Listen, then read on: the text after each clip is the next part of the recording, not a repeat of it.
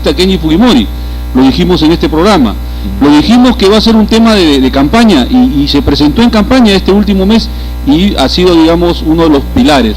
También planteamos el tema, por ejemplo, gas para el sur. Sí.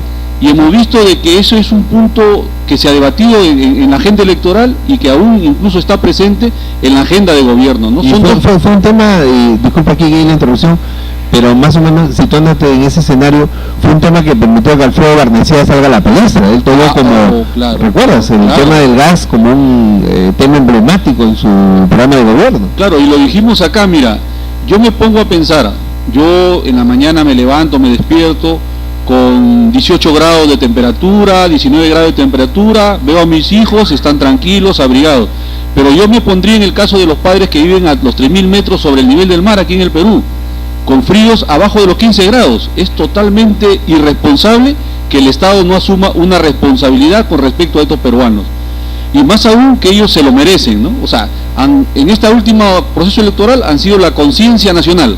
¿Por qué? Porque han logrado, digamos, sentar un punto con respecto al proceso electoral, y obviamente el sur es el que han puesto un presidente de la República, ¿no? Entonces yo creo que se lo merecen. Es lo justo de que el problema del gas se aborde. ¿En qué sentido, no? Si yo y que el tema del friaje aquí que no sea un tema simplemente episódico o anecdótico, sino que es un tema real, de nuestra lacerante realidad. Real, mira, Edwin, cada año baja 15 grados la temperatura, 15 grados bajo cero. Acá con 17 grados, 15 grados estamos que nos morimos de frío. ¿Y cómo será allá? Claro, mira, imagínate esos niños, imagínate los animales domésticos que crían los peruanos de esas alturas, que se ven flagelados, mueren 100.000, 80.000 auquénidos, y nosotros bien gracias. O sea, el Estado tiene que asumir el costo, cual fuere, para de tal manera de solucionar ese problema. Yo creo que la expresión de este proceso electoral tiene que decantar en una decisión de gobierno, ¿no? De que el gas tiene que solucionar el problema de los peruanos que viven sobre los 3.000 metros sobre el nivel del mar. Quique, dos temas centrales, gobernabilidad y gobernanza. ¿Cómo darle gobernabilidad y gobernanza a este país de cara al bicentenario, que está apenas a 5 años de lo que estamos hoy, y hacer que Pedro Pablo Kuczynski como gobierno, pararnos por el cambio, y quienes ahora tengan la responsabilidad a partir del 28 de julio tengan éxito, porque la medida que ellos van a tener éxito, eso va a ser bueno para el Perú? O sea, aquí al margen de mezquindades, de cálculo político para unos o para otros, y en ese sentido creo que es importante también el trabajo de Verónica Mendoza, ¿no? Porque ella, como hemos señalado en las redes sociales, se desprendió un poco de su, podríamos decir, hasta lícito panorama político personal que le puede haber perjudicado en el tiempo, pero sin embargo ella se lanzó a apoyar un candidato. Claro, y eso de ahí le va a traer rédito, ¿no? Porque ella supo entender a ese sector de la población que no estaba de acuerdo con el retorno del fujimorismo, ¿no? Y trasvasó, digamos, sus posiciones ideológicas y votó por una, se puede llamar, por una alternativa de derechas, ¿no? Porque Pablo Kuczynski de alguna manera tiene un perfil, pues, conservador, etcétera. Lo hizo, arriesgó, y ahí están los resultados, ¿no? Lo contrario de lo que ocurrió con otros candidatos que simplemente salieron y dieron una declaración a favor de esa candidatura, pero que realmente no se entraron en la campaña, ¿no? Tengo entendido que, por ejemplo, en el caso de Verónica Mendoza, ella empezó a recorrer parte de la Sierra Sur, ¿no? A hacer movilizaciones con los cuadros que ellos tienen, ¿no? A la mano, y bueno, obviamente que eso se ha reflejado en los resultados electorales. Al borde de que podamos discrepar con su posición política, pero saludamos esa entereza de luchar por la democracia, ¿no? Acá, por ejemplo, en Lambayeque, Quique, hay gente como Humberto Heredia, que tú conoces, ingeniero civil, vinculado siempre a la izquierda. A mí me sorprendió también su apoyo tácito, explícito, y últimamente que fue entrevistado también en este canal abierto a la candidatura de Pedro Pablo Kuczynski. Claro, pero creo que ellos han expresado esa voluntad política más allá de que integren o no un consolidado político de gobernabilidad, ¿no? Yo pienso de que el actual presidente nos deja un sinsabor. Ollanta se va, a pesar de que tuvimos... Condecorando con la Orden del Sol en el grado de Gran Cruz. ¿Qué te parece eso? Lo cual yo considero ya jurídico político. Ya una tontería. ¿Te acuerdas tú de ese tirano africano que ponía galardones a su asno, a su camello, a su jumento? Por eso, por eso digamos de que se va dejando ese sinsabor, ¿no? Terrible. Entonces, las esperanzas las ciframos en el nuevo gobierno. Yo creo que las señales que está dando Kuczynski son muy interesantes. Mira, bastante a pesar positivas, de que, ¿no? Positivas. Mira, yo pienso de que la sabiduría está relacionada con la ancianidad, ¿no? Así es. De alguna manera eso está siendo relanzado en el mundo, porque empresas transnacionales, si bien es cierto, los accionistas mayoritarios pueden ser elementos de 40 años, pero siempre tienen en la parte de la alta gerencia a personas que van arriba de los 70 años hasta los 80, porque han acumulado cantidad de experiencias que le permita tomar decisiones acertadas. Y te lo digo por qué, ¿no? Porque, por ejemplo, Kuczynski lo primero que ha hecho es ir a Manchay, ¿no? A una misa, ¿no? Que tengo entendido. Sí. Y ¿qué es lo que le ha permitido? Expresar su voluntad de que no se acerca a los sectores populares de la sociedad, no solamente en procesos electorales, sino que ya está tomando contacto con esa gente que tiene esperanzas en un gobierno pues diferente, ¿no? Ahora, él ha tocado mucho este tema del agua, y el tema del agua justamente donde más es emblemático y se convierte en un problema crucial es justamente en los sectores de IE. Claro. Porque tú sabes que no solamente es la ausencia, sino la calidad de agua que se toma todos los días en el Perú. Claro, o sea, yo pienso, y de hecho tú lo has expresado, ¿no? El tema del agua es un tema puntual, no solamente por lo que tenemos de las poblaciones en su conjunto, sino que eso es un tema de debate que va a existir en las zonas con presencia de explotación minera. Y ahí hay otra señal o otro mensaje que ha dado Kuczynski cuando le hacen una entrevista, ¿no? Él dice de que el problema de Tía María, el problema de Conga, no va a ser simplemente direccionado a través de los ministros, que vaya un ministro y que vea lo que puede hacer. No, él dice que personalmente va a sentarse el tiempo que sea prudente para tratar este problema con la población y con los actores. Bueno, eso ya no parece extraordinario, ¿no? Porque yo hasta creo ahora que sí. El presidente delegaba al premier, el premier delegaba a la Comisión de Asuntos Contenciosos del Premierato, y a la final era el famoso ping-pong de que nadie era responsable de nada. Nadie se hacía responsable de nada. O sea, si nosotros queremos, digamos, que el Perú se relance en el aspecto económico, no tienen que olvidarse que hay actores sociales. En este caso, el tema de la minería involucrada con las poblaciones que están viviendo alrededor y que de alguna manera podrían ser perjudicados con la explotación minera. Y el tema de la consulta previa, por ejemplo, que es algo que debe respetarse, ¿cierto? Obviamente que sí, obviamente que sí. Y el tema de la consulta previa va aparejado con lo que plantea Kuczynski. Él dice lo siguiente, de que tiene que haber una inversión social antes de... O sea, antes de que tú declares un proyecto minero, tú ya tienes que hacer inversión, tanto en la empresa minera como en el Estado. Exacto. De tal manera que cuando empiece, la población sienta que te estás recibiendo pues parte del beneficio, ¿no? Lo contrario que ocurre, por ejemplo, con la minera La Zanja. La minera La Zanja hace explotación minera más o menos en la zona de Pulán, en el distrito de Pulán, Santa Cruz, en esa parte que es cabecera de Cuenca. Y te voy a decir que se comporta igual que Yanacocha, porque pertenecen a la misma empresa matriz. ¿Y qué es lo que hacen? A veces con subterfugio, con sorpresas, empiezan a apoderarse tierras de los alrededores. Y tú te vas a ver los alrededores, siempre te encuentras los mismos índices de pobreza, de analfabetismo, de nutrición. Eso obviamente tiene que cambiar, ¿no? Definitivamente. Ahora, Quique, un poquito pensando, vuelvo a incidir en el tema de la gobernabilidad y la gobernanza.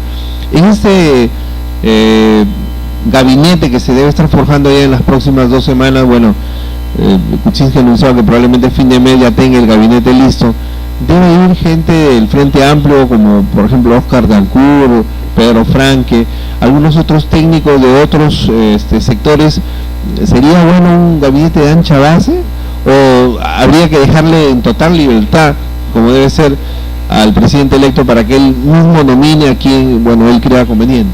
Yo pienso ¿Qué opinas? que tienen que dejarlo en libertad, ¿no? O sea, este gabinete de consensos, podría generar fricciones, porque la maquinaria del Estado, para que empiece nuevamente a caminar, va a pasar un buen tiempo. Porque mira, haciendo un paréntesis ahí, Quique, pero en la lógica de tu comentario, se dice que este país nuestro, Quique, necesita no menos de 200.000 tecnócratas, hablamos de técnicos del más alto nivel, en el gobierno central, en los gobiernos subnacionales y en los gobiernos locales, porque tú sabes que los problemas de no saber hacer un buen perfil, no saber hacer un buen proyecto y por lo tanto que no puedan pasar por el código, no puedan pasar por el Sistema Nacional de Inversión Pública, se debe justamente que no hay gente idónea, ahí es donde se requiere. Claro, pero mira, yo tengo un análisis un poco diferente, ¿no? Con eso tampoco no quiero marcar la diferencia, ¿no? Yo pienso de que el Estado me lo represento como que quien dirige el Estado es como el padre de familia en su casa, o como que cuando el alcalde dirige un municipio, cuando el alcalde llega, los trabajadores del municipio están a la expectativa. Si es que el alcalde empieza a recibir coimas, eso se vuelve un desmadre, porque todo el mundo empieza también a jugar bajo ese juego, ¿no? Eso es lo que ocurre también en el escenario nacional. Si nosotros tenemos un gobierno cuya cabeza no entra a este tipo de corruptelas, la gente se va a cuidar. La gente se va a cuidar. La gente va a cuidar su trabajo. Tiene mucha razón. Claro, pero si, como ha ocurrido, y como lo que ocurrió, por ejemplo, con el tiempo de Beto Torres hacía sus negocios, los trabajadores municipales sabían eso, y cuando tú ibas a la municipalidad encontrabas ese cuadro. Igual en el escenario nacional. Cuando inició el gobierno de Ollantumala, todos contentos porque venían nuevos tiempos según ellos, pero después empezaron a aparecer en la televisión, en la radio, noticias que no eran sacrosantas, no eran muy santas, sí. Como que se estaba direccionando las obras a través de licitaciones millonarias. En el tema del gas, por ejemplo, han hecho pingo de ganancias. De las construcciones de los centros educativos, de los hospitales, telefónicas. Entonces, ahí, para mí, ahí empezó el quiebre del gobierno de Humala. Como que ahora definitivamente ellos están en un problema grave. En otras palabras, Quique, lo que tú quieres decir es lo siguiente: si el gobierno central no se maneja con los niveles exactos de honestidad, con los niveles de moral pública que debería, no tiene autoridad moral para pedirle a los gobernadores regionales que lo hagan, ¿verdad? A nadie, porque todo el mundo va a jugar en ese escenario. Tengo confianza que eso no suceda, ¿no? Obviamente, por el bien del país, ¿no? Por el bien del país, ¿no? Ya es tiempo de que eso ya se corte, ¿no? Se corte. Lo intentamos con Humala, todo el Perú, ¿no? No funcionó. No funcionó. Seguimos teniendo esperanza a pesar de, y esperamos que funcione, ¿no? Te digo que ese es mi análisis, que si eso empieza a manejarse, obviamente lo demás va a temperarse, ¿no? Y a tratar de manejarse en niveles de moralidad, ¿no? Y eso traía muy buenas consecuencias, porque si nosotros logramos eso, podríamos tener un presidente como el uruguayo, ¿no? Terminó su periodo de gobierno, anda a verlo, camina por sus quintas. El hombre entró con un Dubái escarabajo, creo que de los 70, me hizo acordar mucho a Frejolito, ¿recuerdas? Ajá. Que cuando salió de la municipalidad igual salió con su escarabajo de siempre. Claro. Igualito pasaba con Mujica, ¿no? Es que nosotros, como seres humanos, no aprendemos una lección con la cual nacemos. Cuando nosotros nacemos sin nada, ¿no es cierto? Nacemos desnudos. Dice la Biblia que desnudo vine del vientre de mi madre, ¿no? Es el salmista David, creo que es. Y sin nada nos vamos a ir a la otra vida, ¿no es cierto? Entonces, si nosotros pensamos acumular dinero de formas no correctas, vivimos presionados por esa sensación de que la gente nos está mirando, o que se nos va a juzgar, o que tendríamos que terminar en la cárcel. Al final, morimos jóvenes o viejos y nos vamos sin llevar nada. Exacto. No hemos aprendido o no vivimos bajo esos parámetros, es por eso que encontramos sistemas de corrupción terribles. Tan es así que en un periódico local hablan que hay un congresista de acá del departamento que ha tenido testaferros, y que uno de los testaferros ha muerto y ahora ya no puede hacer el traslado de los bienes del testaferro. Caramba. Está recontra preocupado por esos niveles de moralidad. Si eso no cambia, definitivamente caeríamos nuevamente en otra gran decepción, buscaríamos nuevos liderazgos y tratar de mejorar esto por nuestros hijos, ¿no? Porque ellos tienen derecho a que nosotros les leguemos una sociedad más justa, más honesta, ¿no? Claro, porque incluso, Quique, se prevé que, y en eso están de acuerdo la mayor parte de analistas en el país, que si estos 5 años no son como más o menos tú estás dibujando escenarios positivos, viables para el Perú, pero si no lo fueran así, lo que nos espera en el 2021 es una situación realmente crítica en temas de no saber por quién optar, y donde las experiencias de los aventureros extremistas serían los que ganarían la partida. Y bajo este análisis hay que preocuparnos un poquito más, porque si tú ves en la intención de voto y en el voto mismo de Kuczynski, los que le han dado la victoria en el primer y segunda vuelta es la juventud. Sí. El segmento de la juventud ha votado mayoritariamente por él, a pesar de que es un anciano. Mira esa dicotomía, ¿no? Claro. Pero se ha dado esos resultados. Y esa juventud, que es la fuerza de una nación, tiene que tener algún tipo, digamos, de resultados positivos, porque caso contrario podría ser lamentable tener escenarios de ese tipo del que tú de alguna manera piensas, ¿no?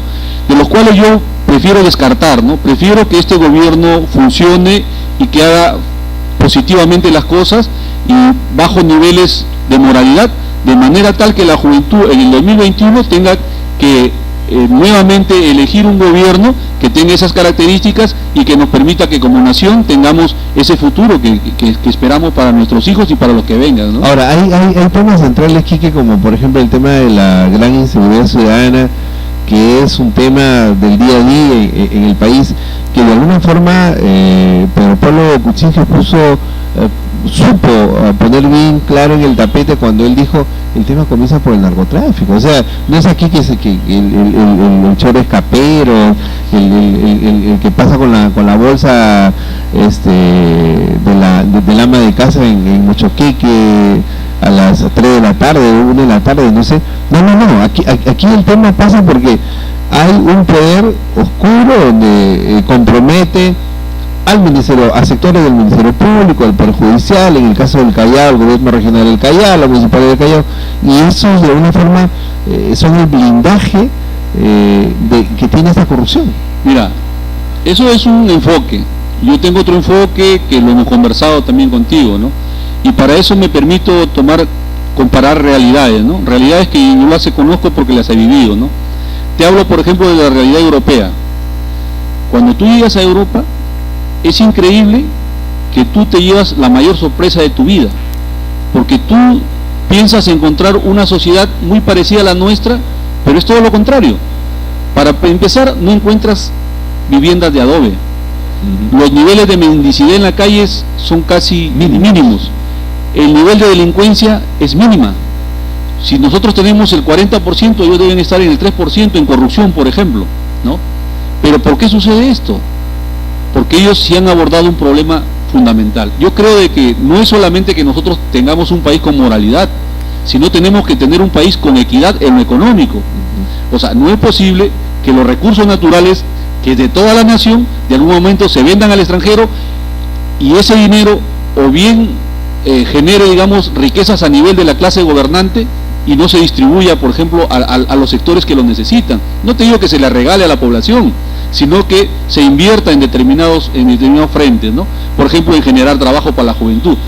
No es que todos los que están delinquiendo hayan nacido delincuentes. Lamentablemente el tema económico genera desencuentros estructurales, en las cuales cuando caen estos señores que han podido estar en clase media a clase baja, optan a veces, en mucho mayor número, por los ilícitos que nosotros conocemos, ¿no? Te hablo de algo bastante concreto y puntual que tú conoces muy bien. Trujillo, ¿recuerdas? Mira, focalizado. Aranjuez, donde se vendía droga. Chicago, por lo consiguiente, y el Alambre. Básicamente Trujillo eran las zonas peligrosas por donde ya tú y yo, los universitarios de ese tiempo, y la población sabía que no había ni que acercarse. Pero ahora Trujillo, 7 de la noche, la gente trata de ganar el primer carro que haya y para no estar en las calles. Claro. Y si trata de entrar al Porvenir, es mejor que andes con 2 o 3 guardaespaldas o 2 o 3 personas que viven al Porvenir, si no, mejor no entres. Claro, no. Y la Esperanza y Florencia de Mora, por lo consiguiente. Claro. ¿Qué pasó ahí en estos últimos 20 años? Nosotros, cuando íbamos a la Esperanza, al Porvenir, 2, 3 de la mañana y nunca nos pasó nada. Acá en José Leonor Ortiz, ándate, digamos, a los sectores de Urrunaga o Culpón a las 7 de la noche, tampoco la cuentas, ¿no? Ahora, por eso te digo, no solamente el tema es delictivo de represión policial, ¿no? El tema también es de distribución de la riqueza, ¿no? Que nuestra riqueza de los recursos naturales que nos pertenece a toda la nación sean empleados, por ejemplo, intensificar más beca 18, ¿no? Perfecto. Más peruanos que salgan a estudiar al extranjero a través del apoyo del Estado, ¿no? Que haya más fuentes de trabajo, ¿no? De que se construyan más carreteras, ¿no? O sea, de eso se trata, de que el dinero se circule acá, que no vaya a amasar las grandes fortunas de los gobernantes, de la clase política. O sea, para mí el problema está ahí, que la clase política tal como está estructurada, piensan que ellos son los que deben arrebatar el dinero, las riquezas al pueblo, ¿no? Si eso nosotros logramos revertir y que esas ingentes riquezas que se generan a través de los recursos naturales sirvan para direccionar un crecimiento económico, yo creo que los índices de delincuencia van a empezar a ceder. Obviamente que tenemos que tomar también medidas correctivas con respecto a lo que viene sucediendo actualmente, pero también tenemos que enfocarlo desde el punto de vista estructural económico, ¿no? Claro, o sea, ahí hay una razón de ser que tiene que explicarse. Hablamos del tema de la moral pública y el otro tema es el tema del crecimiento económico. ¿Qué tendría que hacer Torne, que ya ha sido anunciado como el próximo ministro de Economía, para, de alguna forma, ya en esos momentos donde los commodities, como tú sabes, Kiki, en el mundo han bajado sus precios y no necesariamente los productos del Perú como un país primario exportador son competitivos, ahora los precios de los minerales han bajado? ¿Qué tiene que hacer? ¿Cuál debería ser la primera tarea en el corto plazo, Kiki? Mira, yo no soy economista, pero en lo que sí creo es que hay una demanda interna que tiene que ser satisfecha, ¿no? Por ejemplo, creo que el tema de los fonavistas, para empezar, es algo tan pequeño, ¿no? Claro. A ellos ya se les debe pagar. Se les debe terminar de pagar entonces. Se les debe terminar de pagar. ¿Por qué? Porque un fonavista que recibe 5.000, 6.000 soles, ¿no? Del millón o 2 millones de fonavistas que van a recibir, ese dinero no lo van a llevar al extranjero. De hecho. Lo primero que hacen, o corren al médico, o corren a saldar una cuenta. Y ese dinero empieza a circular acá, ¿no es cierto? Sí, sí. Igual con el tema de la deuda agraria, por ejemplo, mira. ¿Cómo quedó eso? El colmo, ha sido el colmo de la sinrazón. Mira, te voy a decir por qué. El Perú tenía más o menos 10.000 bonos de la deuda agraria, ponte. Eso hacía un equivalente que si el Estado hubiera querido pagar algo de 1.200 millones de nuevos soles. A lo sumo. A lo sumo. El Estado se hizo el del criterio diferente y a través de sus procuradores se opuso al pago de la deuda. Los bonistas demandaban, a través del Poder Judicial se oponían, el bonista pasó 40 años y no logró cobrar. En su desesperación, ¿qué es lo que hicieron? Apareció una empresa Gramsci, norteamericana. ¿Ya? Si tu bono te representaba 1.000 soles, él te pagó 80 soles. En su desesperación, vendió. ¿Por qué? Porque acumularon en su venta, por ejemplo, cada uno 100.000 soles, 200.000 soles. Bueno, felizmente algo es algo, ¿no? Esta empresa, ¿qué es lo que ha hecho? Aprovechando del TLC que tiene el Perú, se ha comprado el 80% de los bonos. Ahora está reclamando 3.600 millones de dólares a través de un tribunal arbitral. Increíble. O sea, lo que debió ser dinero para los peruanos, ahora va a ser dinero para esta empresa norteamericana. Y el Estado, a través de sus funcionarios, todos ellos han trabajado para eso, para que eso suceda, para que ese escenario se dé. Esa clase de funcionarios, lamentablemente, te pueden detener cualquier crecimiento económico. Como tú decías al comienzo, el presidente tiene que saber elegir sus cuadros, ¿no? De tal manera que se eviten este tipo de problemas, ¿no? La ONP es otro caso. Tú te jubilas 65, 70 años o lo que tengas. ¿Cuántos jubilados tenemos en el Perú? 2 millones, ponte. ¿Qué es lo que hacen? Lo someten a juicio todavía. O sea que un jubilado tiene que litigar 5, 10, 15 años para que recién le den su pensión. La pensión que debe ser, porque al primero te dan una pensión adelantada de 200 soles, 300 soles, ¿no? O sea, le dan lo que quieren. Claro, ¿por qué el Estado hace eso? ¿Por qué no, señores, tú trabajaste, acá están tus 2.000 soles, vive con tus 2.000 soles, ¿no?